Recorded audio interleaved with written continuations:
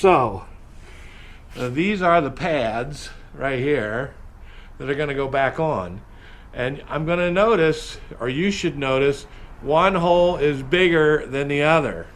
So these pins that you install, one is bigger than the other, as you can see.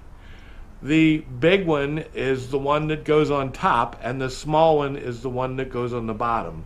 So whenever you install your brake pads, don't install them upside down or backwards, because they only fit one certain way. And I am going to start doing some things on installation, and I'll put you on pause right now and get those things prepared. So there is no real easy way to show you, but you can see where my finger is pointing. Back behind there is where the hole is in the trailing arm, so that you can put I guess a ratchet or whatever through the hole and adjust the inside brake caliper. Well, I didn't have much luck with that, so I adjusted the brake, the inside where the shoes are going. I adjusted that, and now I'm putting the brake caliper back on, and hopefully I'll film the next part. I'm going to reattach this line right here back to the caliper. Of course, that's where the brake fluid comes in, and then I'll film the next part. So hold on. So I just wanted to show you, I have the pad, the inner pad, back in, and as you can see, I have the pins just temporarily put in there so I can align the pad. Now I'm going to remove, this is the top pin, and as you can see, there is a hole in it, and this hole is what you put one of these pins in, and that's what holds the pin in place. So and I'll show you that here in just a second. All right, thanks. Okay, I am now going to show you some of the other parts. I have the brake line installed, and I'm going to remove these pins temporarily so that I can install the outside brake pad, and then I'm going to show you hooking up the emergency brake cable, and gosh, that's pretty much it, except for bleeding the brakes. Okay, I'm gonna put the camera on my head, and I want to show you a couple things.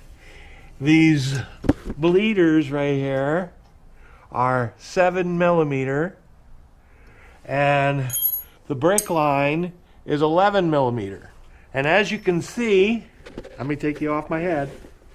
As you can see, I have the brake pads in place with the tensioner in place and the two little holders in place, and I am still able to rock the rotor, and we still have to install the pin back in the emergency brake lever, which is right here.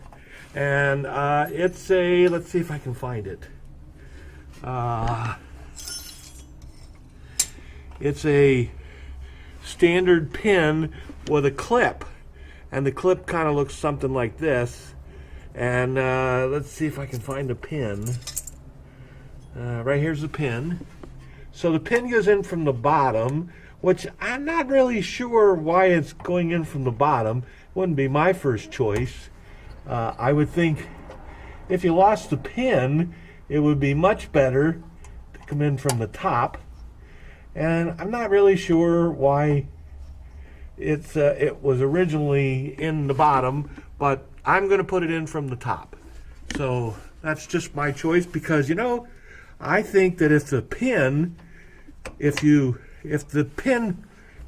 Well, if this little clip became dislodged or lost, the pin would still be in there. But hey, that's just me. Originally, it was the pin was installed at the bottom, and it came up. And that maybe that way you could see the clip better. I don't know. I'm not installing that way. So, to each his own.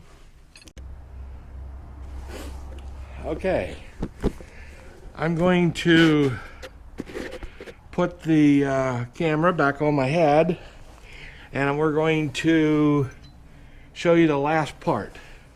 So this is a 13mm wrench. It's going to go on this nut. I think this is a 4mm Allen key. It's going to be what we're going to be using to adjust the thickness. And this is an 8mm that's going to go in between the pad so that we can adjust the tension. So this is what Porshce says is 8mm. So, and it's pretty close. And we're still being able to turn the rotor. But you need to realize the outside, this part here, is counterclockwise to tighten, and the inside is clockwise to tighten. And you need to make sure you understand that. So what you do is you basically loosen this nut like so, and then you turn this Allen key, if you're going to go less or more, counterclockwise to get it tighter to the rotor. So I'm going to put this in here.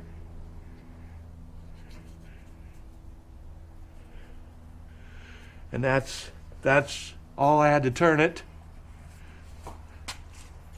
Then I'm going to hold on to the Allen key and tighten the lock nut. And I'm going to check it. Make sure it hasn't moved. Yep, still pretty good. And other than bleeding them out, your rear brakes are installed. New pads, ready to go.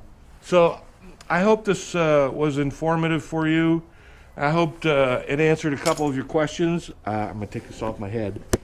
And that was the installation of the rear brakes, brake pads, and I overhauled the brake caliper. So anyway, keep in tune. New to me, RV/914, because it's winter time and there are no RV projects.